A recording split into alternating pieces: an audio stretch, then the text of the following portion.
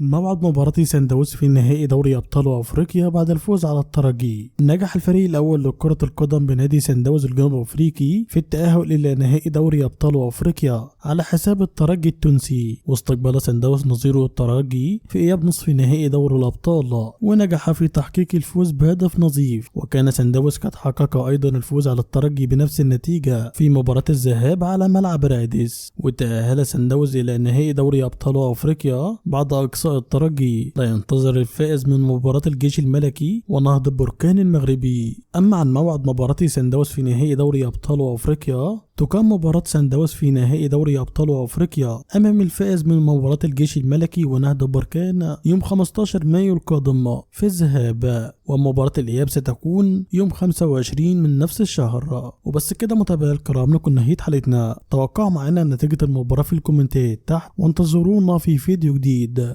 دمتم على خير، والسلام عليكم ورحمة الله.